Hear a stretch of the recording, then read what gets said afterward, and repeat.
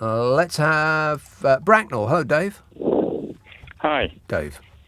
Yeah, I just wanted to call in and put a negative spin on things. Oh, no. And as you were feeling lonely on the telephone, I've just come back through Gatwick, and I thought it was a bit chaotic, to be honest. No one around to ask anything. When I went out... What do you mean? Hang on a minute. No one around? What, Gatwick's deserted?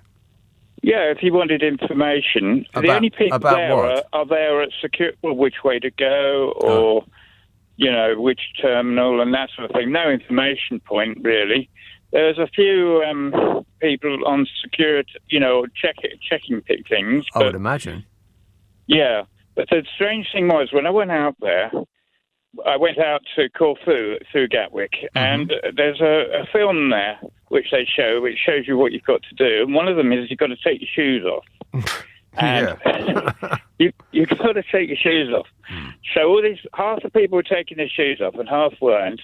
And security never said anything. The security checkers never said anything. So I said to them, why is that then? They said, well, the film's out of date. You don't need to do that anymore.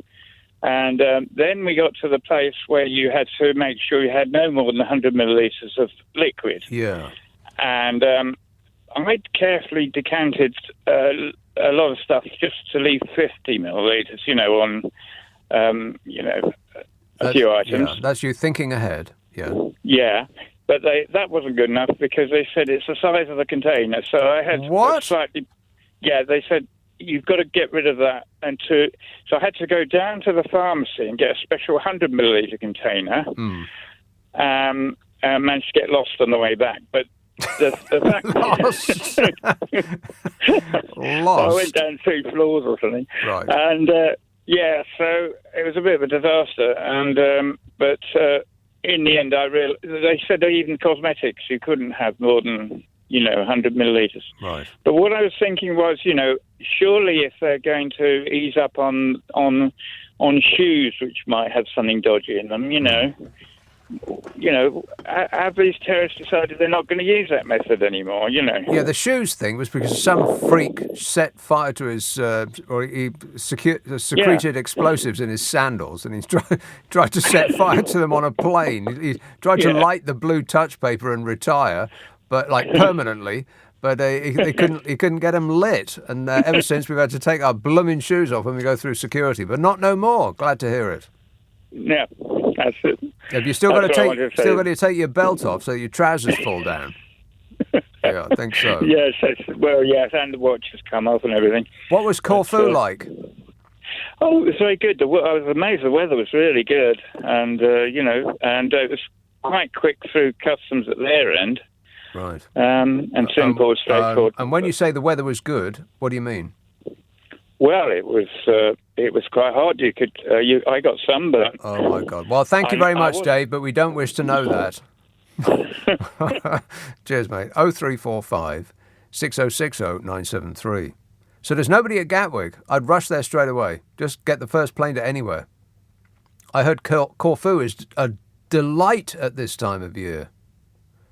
Lydia says, do you think that Jacob Rees-Mogg washes his pants in a bucket? I don't know anything. No, I seriously doubt that. But I wouldn't be surprised if he has his nanny put him through a mangle. I'd like to see him put through a mangle. No offence. Actually, he looks like he already has been put through a mangle, doesn't he?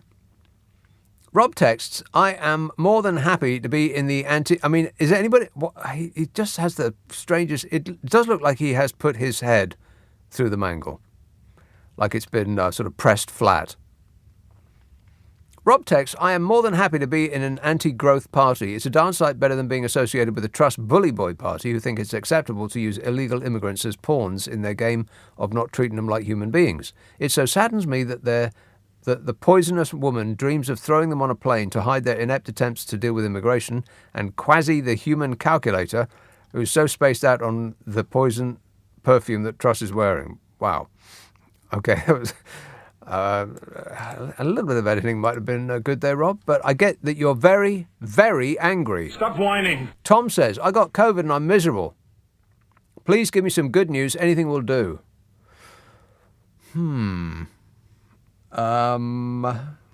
Good news. Okay.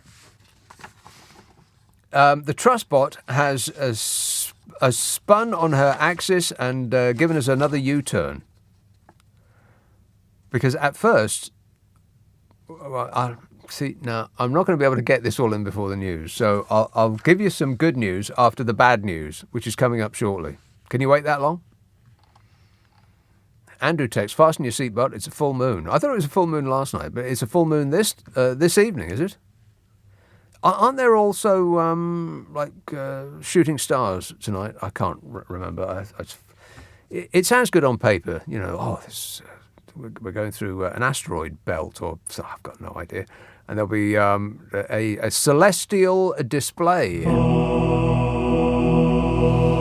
And then you position yourself on the night in question. You stare at the sky, and you stare, and you stare, and you stare, and you stare, and then you look down for a millisecond to pick up your beer, and somebody says, "Oh, there's one." And you like, where? And it's gone. And that's my experience of watching, shooting stars. Disappointing. But you know me, I never complain. Whinging and whining and moaning. Chief Wiggum texts, I went to Edinburgh last week, and I know you are a native. I just wanted to say what a beautiful city it is. Did you used to have the accent? And if so, when did you lose it? No, I did not have the accent. I was very determined not to get one.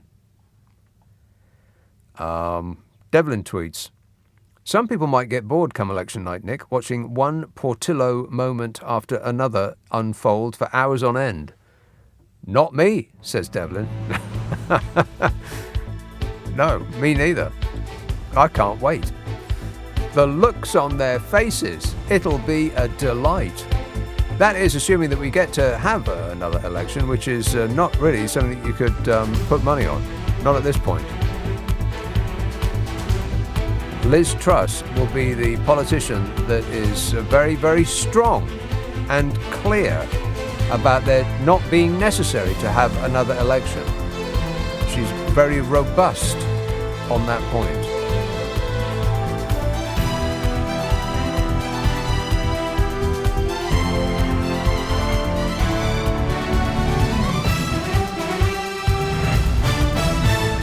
On your radio, on Global Player, and Play LBC. Leading Britain's conversation.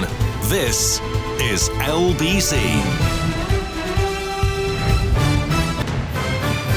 This is LBC from Global. Leading Britain's conversation with Nick Abbot. Well, the whole world's gone crazy. I'm taking you off the air. I think you're having a breakdown. If that is a major breakthrough for British farming, that our farmers can sell lamb to the US, if that's a major breakthrough for Liz Truss, then I think I am losing my mind. It's nothing of the sort. I've dealt with this already. Don't make me go over old material.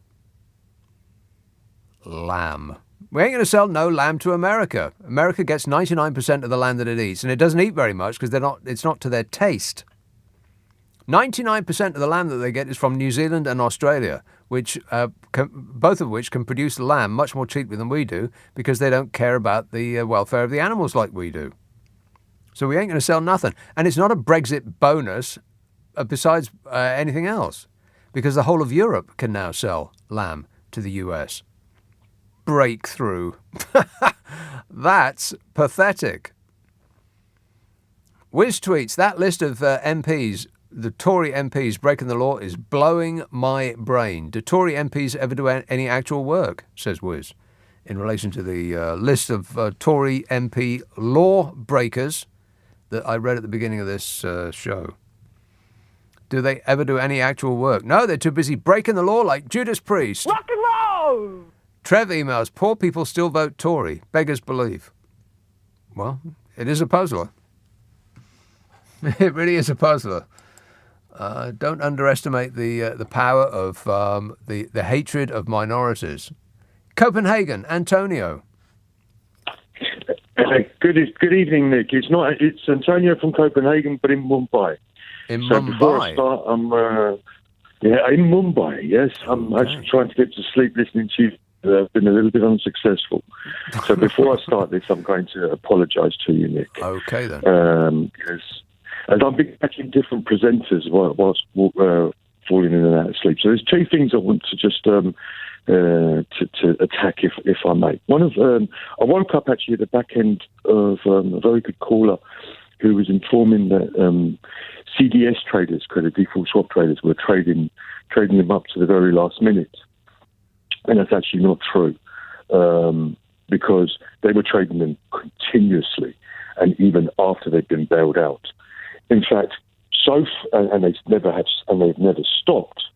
In fact, you can go on Google and you can find a memo of a letter from Mervyn King, not going to do that, and Bernanke and Barroso, pleading to the chairman of the IADS, begging him to tell his members to stop trading. Can I stop you there on this particular subject, Antonio? Because my mind just switches off when we talk about this kind of thing. I can't get my head around it, and I don't want to. Oh, no, and that's part of the problem, because I see. It's my fault. No, but it's all of our faults. If you have a look, then now here's where I'm going to get to. If you think of what the next 2 years is likely to bring, the blunder trusts will in fact put this pitch continuously to everyone that it's everyone else's fault, that it's everyone against growth. Now, Paul just even said it. Why is it that more people still vote for Tory? Now, picture this in a year and a half's time. Even every fool in a merry-go-round will go around once. A broken clock is right twice a day. Now, what that means is that it's very likely that in 2 years, that the economies of the world, all of them, will start to pick up. And at that stage, I'm afraid that we already know that 52% of the electorate are either very, very racist or quite silly and stupid. Okay. And now, I'm not sure 52% is. Wait a minute. I'm not sure 52% is accurate. It's more like 40% of those that can be bothered to express a preference. Exactly. And is that likely to change in 2 years' time? No, probably not. Well, it might actually get worse. Hang on a minute. It might get worse, considering that people's lives are not about to improve significantly over the next 2 years. They've been lying. You know the lies they've been telling for 12, 13 years. The thing is now, Nick, this is the thing, that the rest of the Europeans, in my wonderful Denmark as well, they've even started this track. It's spreading everywhere now that this actually works. This actually works. Just anything that goes wrong, you say no. No, you don't even apologise anymore. No, it's what would Donald Trump do? I'm president. Can you believe it? It's all what would he do? He would throw out distractions and at such speed that your head swims and you can't get a grip of reality anymore. The thing is... The what? Where's he gone? Oh, there he is. The what did you say? I said the brown faces. The brown faces, right. Okay, thanks a lot, mate. 0345 6060 973. James says, as Conor Burns is the MP for the safe Tory seat of Bournemouth West, and given his current travails, do you think they... I'm going to read the rest of it silently just to make sure. Do you think they might stand the under threat current MP for Uxbridge and South Ruislip in his place at the next general election? Convenient timing, perhaps. I'd be surprised if he if he stuck around, actually. I mean, he doesn't seem like he's particularly interested in benefiting the nation. I mean, does Bodger actually seem like he has the nation's interests at heart? Not really. It's all about him. And having done the top job, I'm pretty sure that he doesn't want to be one of the also-rans on the benches. Terry says, I mean, unless you could persuade him that he can do the top job again, All he's got to do is stick around and, the public will love him. I'm sure you could get him to, put in a shift if he had his eyes on the prize. Otherwise, forget it. Rachel says, can you please say hello to my husband Ian, who always makes our weekend activities stop at 10 o'clock to listen to your show. He loves you and mushrooms equally. Okay. Mushrooms, eh? Straight to jail. And I absolutely will not say hello to Ian. Hello. Let's have Exeter. Hello, John. Hi, Nick. How are you? Good, thanks. Excellent. Nice to talk to you. John. We have spoken before in the past when Boris Johnson was in power. And I know you like the Alien films. Yes. And I was somebody that spoke to you about the idea of blowing him out of the airlock. I say we dust off and nuke the entire site from orbit. It's the only way to be sure. It was the only way to be sure, and I think that's what they've done. But there's an analogy with the Trustbot as well at the moment. She's Ash. She is the robot in the Alien film. And the Tory party are going crazy because they've just suddenly realised that Ash is a goddamn robot. Truss is a goddamn robot. Do you remember that scene? Of course I do. Yeah. So she starts going completely crazy, spinning around. Yeah, and then her head falls off. Well, it has a bit of help, of course. Her head falls off, and it looks like she's got milk for blood. That's right. Even though Margaret Thatcher stole our milk.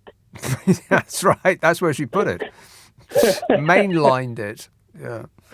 There's a very good documentary about the making of Alien. I just watched that the other day, and it really made me want to watch Alien again, and Aliens, and Prometheus, and the other ones that Ridley Scott. He's sort of back on board, isn't he? He made Prometheus, and then the other two, which I can't remember the names of. I can't remember them. Yeah, but I agree. They're well worth a watch. They are very good. They're worth watching twice. I like them a lot. I do too. But well, I agree. But it's weird that the Conservative Party don't seem to realise that they're modelling themselves on those films. Yeah. She's less like the robot in Aliens and more like some out-of-control Dalek. That is a disgrace. Yeah. All right. Thanks a lot, John. I would thoroughly recommend that documentary, by the way. I can't remember what it's called, but it's about the making of Alien. Very, very good. 0345 6060 973. Tom tweets, so Lizbot doesn't think people need advice because this isn't a nanny state. On this basis, I don't expect we'll be receiving any leaflets, flyers or social media campaigns from the Tory party in future. After all, we're not idiots and we can just use our common sense. No, that is incorrect in every respect, Tom, as you probably know.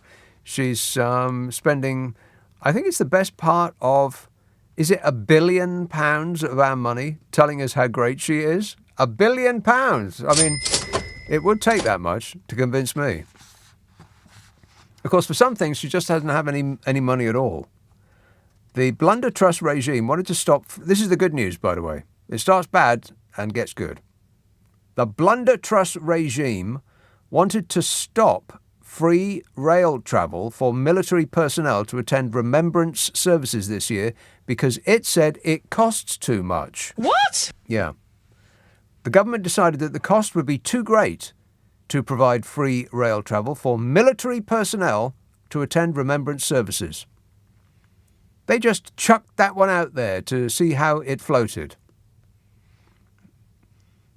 And in another stunning reversal, the government has vowed to guarantee free rail travel for military personnel to attend remembrance services this year. Liz Truss, the lady that is very clear that she has a robust plan for everything, U-turns so fast she's in danger of screwing herself into the ground. An internal briefing for staff by the rail delivery company, seen by The Guardian, said anyone inquiring if the free rail travel offer will be in place for 2022 should sensitively be told that it is not possible to offer free rail travel this year. And who are the rail delivery group when they're at home? Well, it's the organisation that has the train operating companies and Network Rail as its owners. And the train companies, the privately owned train companies, have taken about £8 billion in profits for their shareholders since privatisation, but apparently they don't have the cash on them at this moment in time to take ex-service persons to the blooming remembrance service. They're not made of money, you know. I mean, talk about a public relations win. Even if the government didn't stump up the cash for getting our heroes to the service, the rail companies themselves could have done it, and somewhat mitigated the negative feeling that the public have toward them for forcing the rail workers to go out and strike.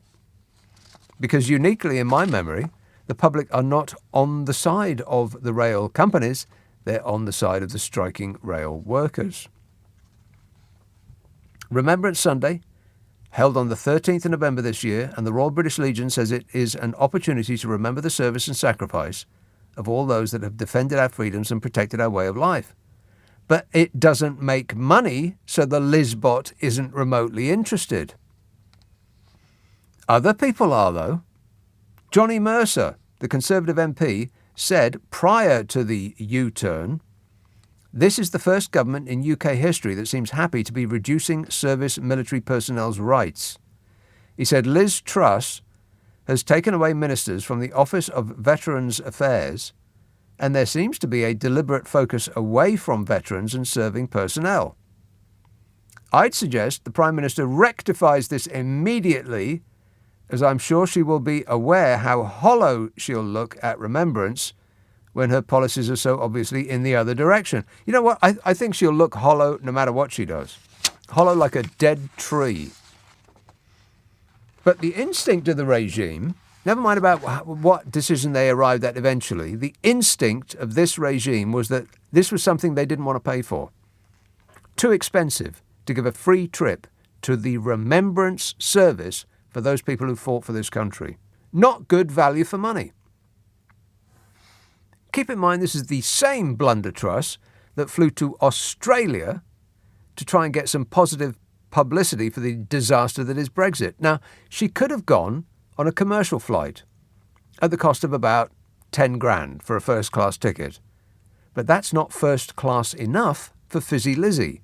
So she took an entire plane all for herself at the cost to us poor dopes who pay taxes of more than £500,000. What? That's right. That was in January this year. She was Foreign Secretary at the time, if you can believe that. And Liz Truss flew by private jet to Australia at a cost of over £500,000 rather than using scheduled flights that would have been faster and cheaper. Instead of travelling from London to Sydney on one of the daily Qantas departures, Truss flew 22,000 miles to, from and within Australia aboard the private government Airbus A321. Now, the ministerial code makes it clear that only the Foreign Secretary could organise such a flight. And she weighed up the options and went for the £500,000 flight because she's worth it. The aircraft can hold 235 passengers. That's when it's flown by, say, EasyJet. But the government's version is kitted out with a luxurious VIP interior, including lie-flat beds, if you please. And apart from anything else, the mission to Australia and back burnt an extra 150 tonnes of fuel and generated nearly 500 tonnes of CO2. And can you guess what the excuse was when she was quizzed about this by enemies of the state anti-growth journalists? She said the private flight was chosen for security considerations because she was concerned that her conversations would be overheard by other passengers. Okay, couple of three things about that. In first class, on a normal flight, she wouldn't have been sitting next to anyone that could have heard her over the noise of the plane. And second, it implies that she is verbally incontinent and can't stop herself from blurting out government secrets. A senior source from the aviation charter industry told The Independent that the cost of operating Truss's trip would have been at least £500,000. The most expensive business class ticket for the Foreign Secretary's entire itinerary on Qantas, which also offers lie-flat beds, would have been 7,712. She spent 500,000. She could have spent 7,000. And the Foreign Office desperately flailed around trying to get out of this and said that it wasn't just Blunder Truss. It was a total of 14 people who took the flight. That is Truss and her officials and the security detail and, Uncle Tom Cobley and all. But that excuse might work if no one could add up, which I have done, so you don't have to. So each business class ticket was 7,712. Let's round it up to £8,000 each. £8,000 each, 14 people, that's still £400,000 cheaper to take the commercial flight rather than the private jet. This is where the priorities lie. And I saw her trying to defend it. Truss said, I used the government plane. That is why we have a government plane, to enable government ministers to conduct government business, and that's why I flew to Australia in it. Yeah, we know that. The point is you didn't have to. But you don't care how much we spend on you. But your first instinct about spending money on people who aren't major donors to the Tory party was to say no. You can't U-turn your way out of that. We see you, Liz Truss. 0345 6060 973. Friday, Saturday, Sunday night at 10. Nick Abbott. Leading Britain's conversation. LBC with Nick Abbott. Wait. I can't wait another moment. Terry texts, the trouble is, Abbott, when Labour get in at the next election, you're going to have to retire as you'll have no material. Well, I thought that when Bodger got the heave-ho. Yeah. Wait a minute. I thought, what am I going to talk about now? But fortunately, I have never had it so good. We have never had it so good. Yanoa tweets, it would be great if the next government went for proportional representation and a new location for both houses and a huge purge of the Lords. Turn the Westminster Lords into museum. Westminster Lords? Turn Westminster maybe into a museum and leave the Speaker, etc. there for the tourists. Right, well, what's the Speaker going to do? Just sit there? Or they could introduce psychological checks and standards for both houses, says Yanoa. And Alex says, I'm a time traveller, and I have to say the last time I felt this safe was standing on the deck of the Titanic in 1912. Thanks, Lizzie, you make me happy, says Alex. He's HAPPY. 0345 6060 973. Just to finish that thought about the latest U-turn from the person that is very clear about not U-turning. She has a robust policy about being clear about having a plan. Even her own people can't help but weigh in on her. I mean, she's desperately unpopular in the population at large. We hate her. I can't think of any politician that is actually less popular than she is at this moment in her in her premiership. I don't think that anybody in history has ever been less popular than she is. But it's even the people behind her, sat on the benches behind her, can't stand her. Plymouth MP Johnny Mercer told government ministers to stop gaslighting veterans. In a series of tweets, Plymouth MP Tory Johnny Mercer wrote this is in reference to giving our ex-service personnel a complimentary trip to the Remembrance Service, which seems like the very least we can do, doesn't it? But according to the Truss bot, her instinct was, no, I don't want to spend money on them. Johnny Mercer tweeted, there wouldn't be a bleeping railway, a nation, or a Remembrance Day for that matter, if it wasn't for the country's armed forces veterans. Correctamundo.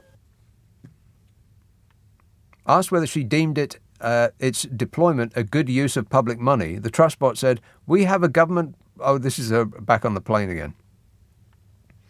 So people were asking her, why'd you spend £500,000 of our money going to Australia back when you could have done it for £7,000? And then she went into full, like, robot mode. Affirmative. And she doesn't seem to have any personality or emotion, like, at all. Maybe she actually does have milk for blood. Or antifreeze. Asked whether she deemed the deployment of this plane a good use of public money, she said, "We have a government plane precisely so that government ministers can travel. Every government decision is based on value for money. We have a government plane specifically so ministers like me, in my role as Foreign Secretary, can go and do the work overseas which is ultimately delivering for the British people." Blah, blah, blah, blah, blah, blah, blah, blah, blah, blah, blah, blah, blah, blah, blah, blah, blah, blah, blah, blah. Yeah. Wait a minute. I mean, it's just all noise, isn't it? Okay, well, you know what? That would be the only possible justification. If she came back with something valuable that could not have been got any other way than by going and spending £500,000 in a luxury plane ride for yourself. And the trade deal that Blunder Trust came back with was for our supermarkets to be flooded with hormone-treated meat from Australia, undercutting British farmers who have higher standards than the Australians. Our farmers said that was true. The Farmers' Union said it was true. Even the Australians said it out loud. They couldn't believe their luck. Even the actual Chancellor of the Exchequer at the time, Fishy Sunak, said it was a terrible deal for the consumer, a disastrous deal for British farming, and would only, at best, increase gross domestic product by 0.02% after 15 years. What? Those are accurate figures. She came back with a deal that was going to improve our prospects by 0.02% after 15 years, a period during which British farming would collapse. I mean, it was incredible at the time that she was actually the Foreign Secretary. It's incredible with cream on top that she wasn't chucked out of government, never to be heard of again, but actually went on to do a bigger job as the actual Prime Minister. What a way to run a country, eh? Dreadful. 0345 6060 973. Let me quickly remind you that one of the 3 podcasts that I do is called the Nick Abbot Habit. And that is clips of old shows. And I'm going through shows that are about 2 years old now. And, it's just kind of bizarre listening back to how it was then. Because we were in the middle of the mad bat disease. I mean, I know it ain't gone away, but we are kind of pretending that it's not there anymore. But when we were in the middle of it, it's a bit strange listening back to how we used to, talk about it. Now, it's not a downer. I'm just taking out the funny bits. So if it's like a best of. It's a half an hour best of. Comes out on Monday. It's called the Nick Abbot Habit. You can find it on Global Player. Ask for it by name on an internet near you. If you've got half an hour and you wish to be amused, comes out on Monday. It's called the Nick Abbot Habit.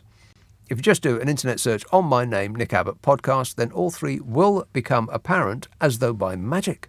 Nick Abbott on LBC. Call 0345 6060 973. Hello, number please. Trying to connect you. Sorry to keep you waiting. Yes, I am so sorry to keep you waiting. Eric in Glasgow. Yeah, morning, Nick. Eric. I just heard the comment there about Liz Truss really having the height of disrespect rather, should I say, for our armed forces community and veterans of the United Kingdom's armed forces. I'm an ex-British Army soldier myself, Nick, and I really think, given the current circumstances of what's going on in the world at the minute, I don't really think there's anything dumber that she could say or do in respect to disrespecting our armed forces, what's going on in the Ukraine, etc. Yeah. And Britain, unfortunately, now doesn't have a big military. Rule Britannia's gone, Nick. We don't have a big army or a big navy. We're a very, very small military. And it's only the last 6 or 7 years, really, that veterans and British service personnel are getting a lot more respect and a lot more help's been given. Are they getting more help to people? Because well, my impression was that charities more. Is not good. I mean, if you have to rely on charity, then that is the government just essentially washing its hands of its responsibilities. I wouldn't necessarily. There's a lot of great organisations like Help for Heroes and a lot of different organisations that are supported by various organisations and helped. Charities. But I would. I applaud the work that they're doing. My point is they shouldn't need to be doing it. No, they shouldn't. They certainly. No, I totally agree with you. I certainly agree with you. It's only sort of like the past 5 or 6 years. I would expect a Labour government to be more cutbacks on the military, but a Tory government should be backing the military up to the hilt. Well, she needs to go. Well, it's two different issues. First is spending money on the military, and that is determined by whatever threats we feel we have, and however much we want to strut. Well, exactly. However much we want to strut about in the world stage. But the second part is taking care of those who have already served, and that should not be part of the first part. I know this is beginning to sound like a Marx Brothers sketch, but the taking care of those who've already served seems to be the contract that we have signed with those who are doing the serving. We will take care of you. That seems to be our responsibility. The funding the military and buying them, expensive kits and things that go boom and all that exciting laser stuff. Well, that's all well and good. If that's what we want to be, with this military might. Other countries who are of a similar size and wealth and live in this vague area of the world, they don't feel the need to do that. But if that's what we want to do, then okay, fine. But we have to take care of the people that have already served, because otherwise that is us breaking our contract with them. No, I know that, and a lot of people, like myself, Nick, have suffered quite a lot and have had to get help for being in places like Iraq and Afghanistan. Yeah. Okay, now that's and that all costs money. But if they were taken care of in the first place when they come back for these places, things may have been different. Right. But I hope real people get wind of this, and when the Armed Forces community, or people like Johnny Mercer, bless the man, has nailed her to the wall there. I really hope that she gets hounded for that, and that should give people enough authority to oust her, because it's the height of disrespect, right, and I'm really surprised at something like that, Nick. Right, she doesn't seem to be remotely interested in anything that doesn't make money. I think that seems to be the bottom line. All right, thanks a lot, Eric. 0345 6060 973. David texts, apropos of nothing at all, have we compared the numbers of deaths specifically down to cannabis use with those due to alcohol abuse or the effects of smoking? Legal or not, he says. That's a bit out of the blue. Have we compared the numbers? Well, not personally. I mean, I can guess what they are from having talked about this issue, many times in the past. I would guess that alcohol use kills. Well, it depends what you mean by does it lead directly to it? But let's say 10,000 a year in this country. It might be way more than that. Cigarettes is way more than that. I know that. Let's take about 80,000. And cannabis use is a number akin to zero.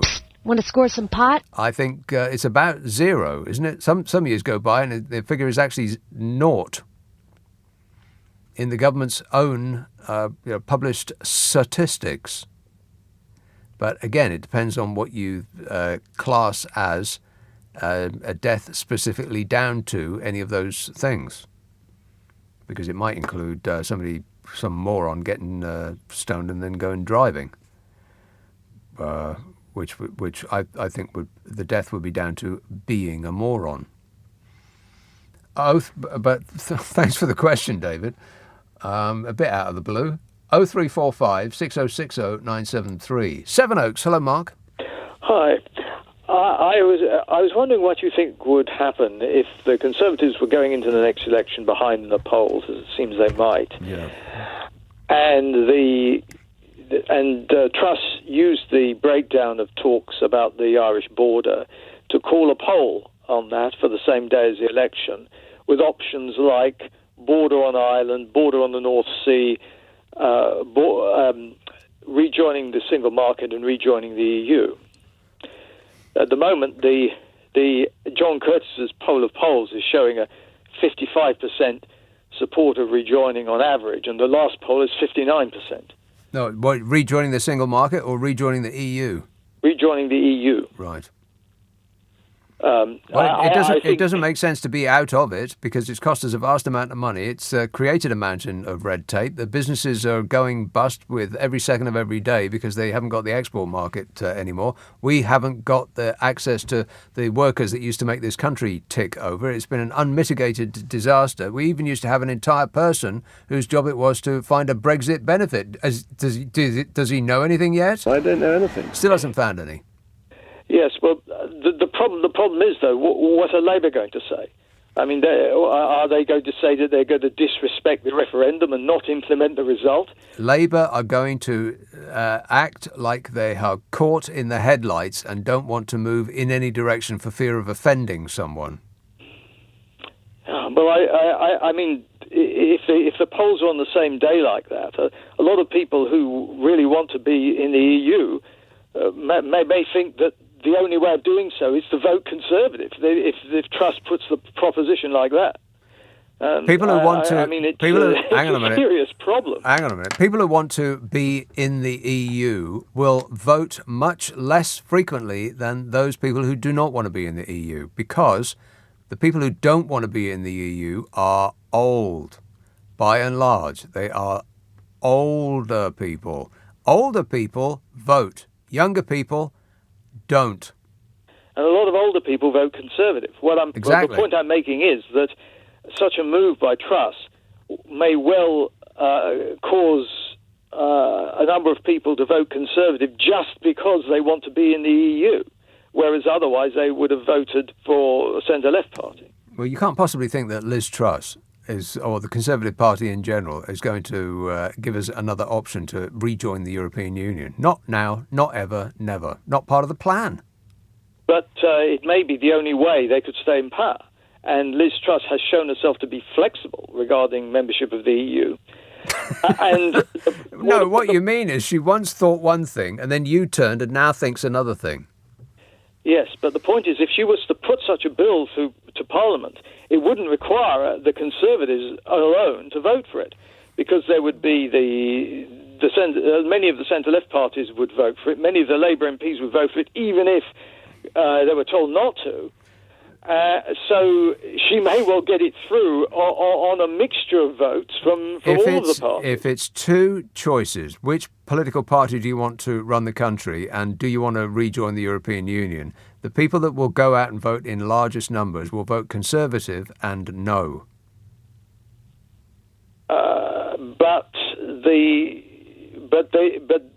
The point is that if Labour don't say they respect the result of the referendum, they may lose voters who want to join the EU. What referendum? I'm saying that I'm talking about Truss calling a referendum. Right, she's not going to do that. With those options, she won't do that. Well, it may be the only way she could stay in power. How? You know what? Don't tell me. It's not going to happen, Mark. You can wish upon a star, but it ain't going to come true. But thanks a lot, mate. 0345 6060 973. Nathan texts, do you think that Putin will be able to use his long table to fix the bridge? Well, now, I think that's stolen material there, Nathan. I've seen that already today on Twitter. Let's have Tooting. Hello, Jan. Hi, Nick. Good Jan. evening. Good evening. I'm ringing up to see what you think about this, what they call this twin, they're calling it a twindemic. There's so many new words being coming on, like flurona. The flu shot, yeah. I don't know whether... I'm called up. You know, I keep getting texts and messages from the NHS and my doctor's surgery. For my doctor's surgery, about having the flu.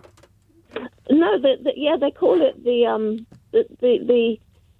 twindemic. Yes. The flu and the COVID. Well, they don't want to give it to you. They want to prevent you from getting it. They're going to give you the flu shot and your booster at the same time. No, I never had the flu flu shot. And Why don't you have the flu shot? I've never had it. Why not? My late mother was naturopathic, so I follow a naturopathic path with certain things.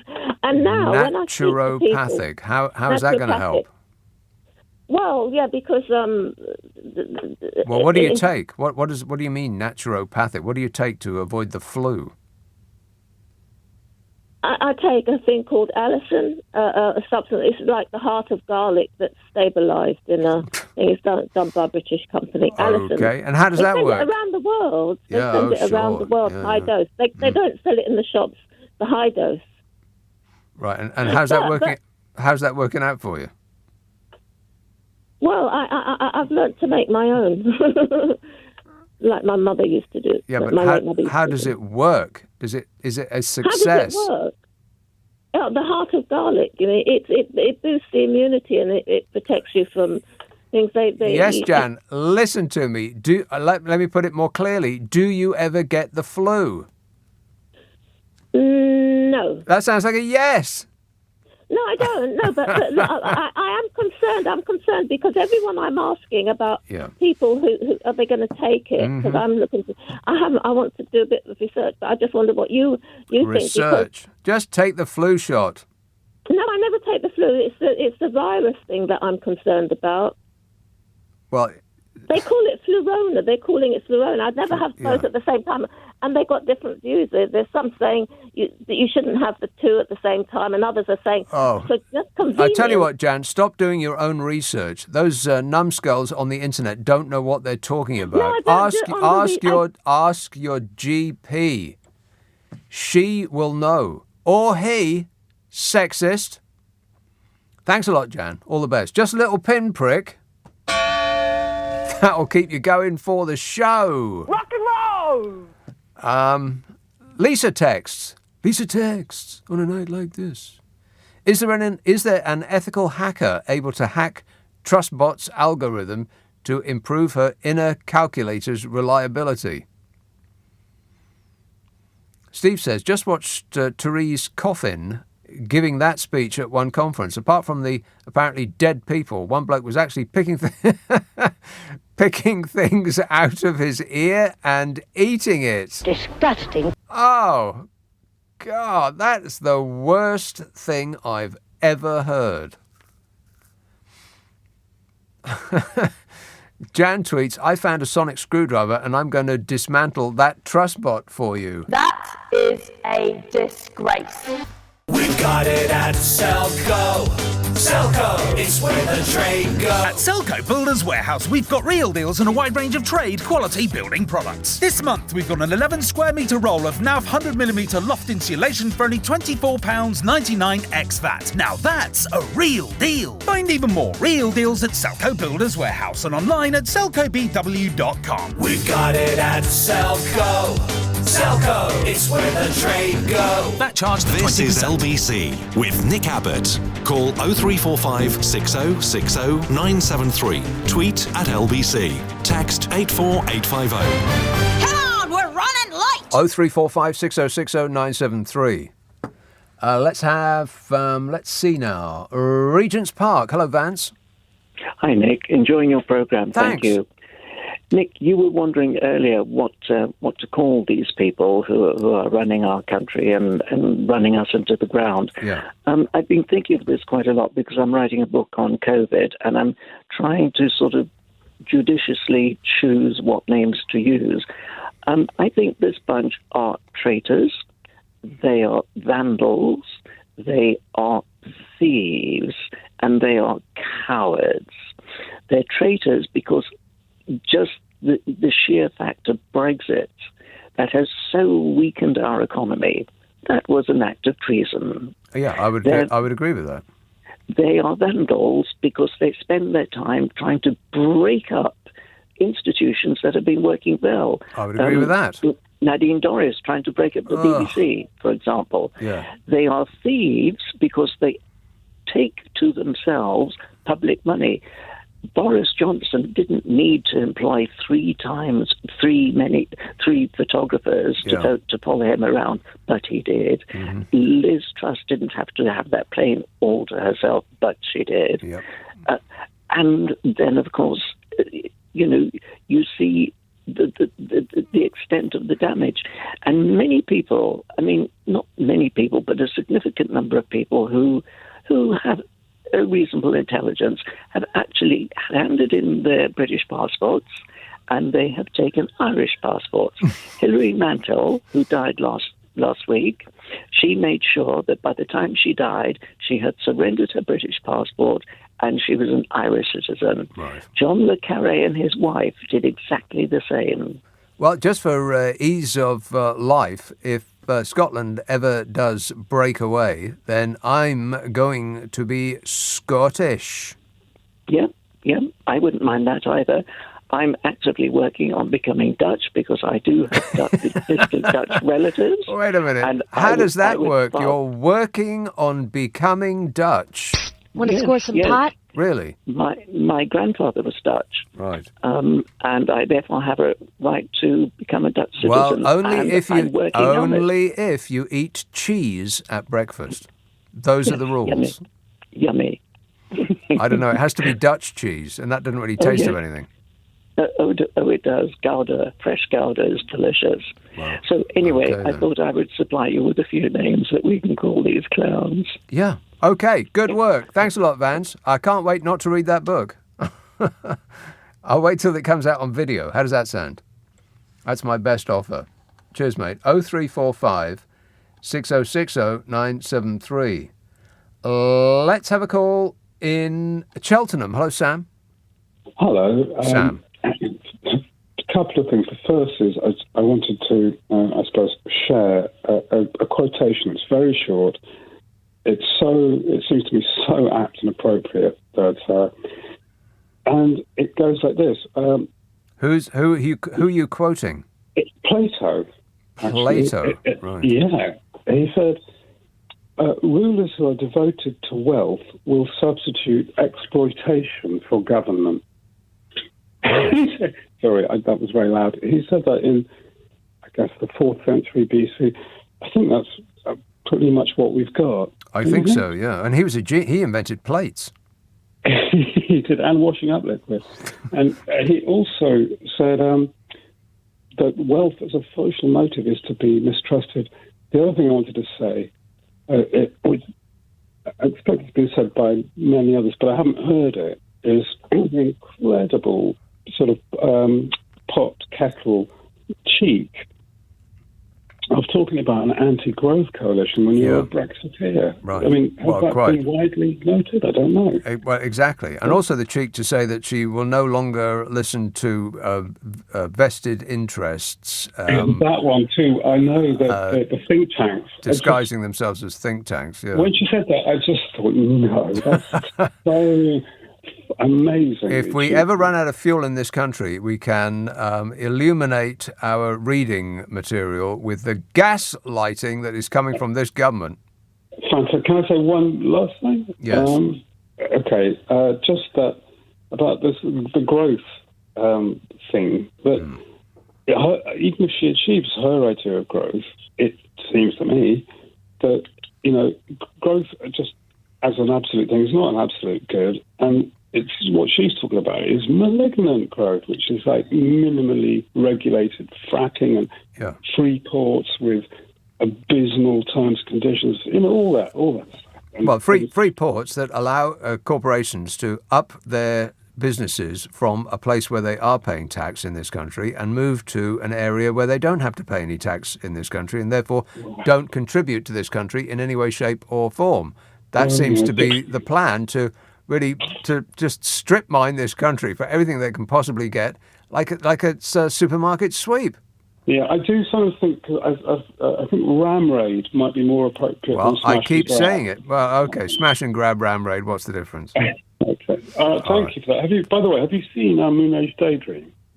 No, I haven't. Not yet. No, Moon Age Daydream with the David Bowie thing. No, I haven't. Not yet. Go and see it. It's good. Is it? Okay. Yeah. I'll put it All on my list. Thanks a lot, Sam.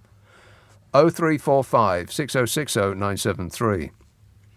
Mark says, as soon as Liz Truss said she was ruling out the 3-hour blackouts this winter, I got straight online and purchased myself a good, honest, petrol-powered generator. I suggest you all listen to her words again clearly, once more, and open up the World Wide Wait and start typing right now, says Mark. Yes. You only know something's going to happen when Liz Truss says that she is very clear that it won't.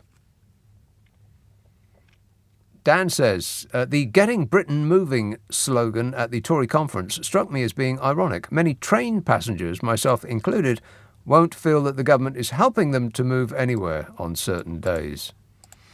No, by refusing to negotiate with people who have a good reason to be upset. Phil tweets, there is no dark side of the moon. As a matter of fact, it's all dark. Rock and roll! I did not know that.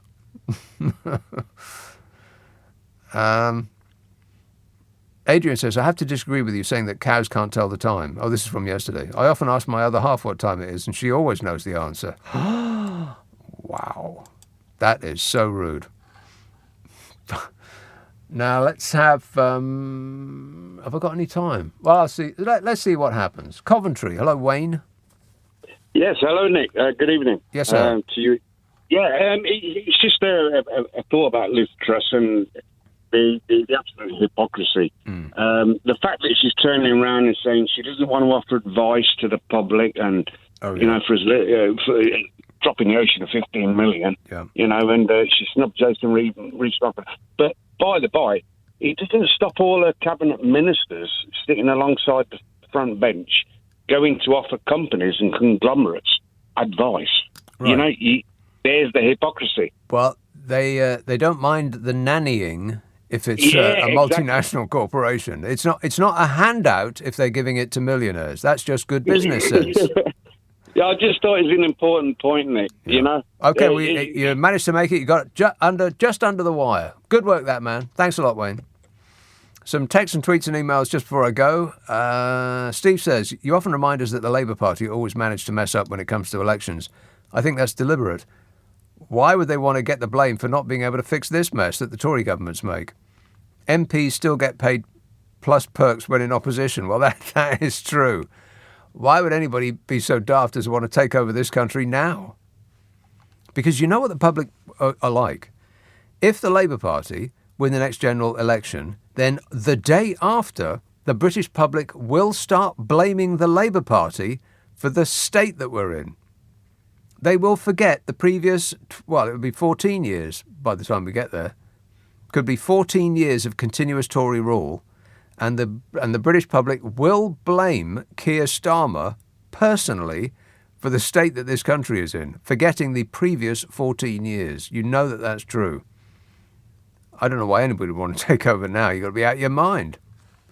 Maybe the hair gel is working its way into his brain. You don't need to put all of that product in your hair. You just don't. And I'll leave you with this one text. Dell says, in old public information films regarding nuclear war, I remember that it was safer to hide behind your granny as she absorbed the radiation.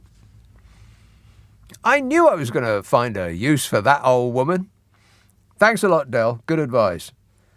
I'll be back Friday. I'll be back tonight, as a matter of fact, with my normal show. Steve Allen will set you straight at 4. But first, Clyde Ball. But first, Clyde Ball. But first, Clyde Ball. But first, Clyde Ball. But first, Clyde Ball. But first, Clyde Ball. But first, Clyde Ball. But first, Clyde Ball. But first, Clyde Ball. But first, Clyde Ball. But first, Clyde Ball. But first, Clyde Ball. But first, Clyde Ball. But first, Clyde Ball. But first, Clyde Ball.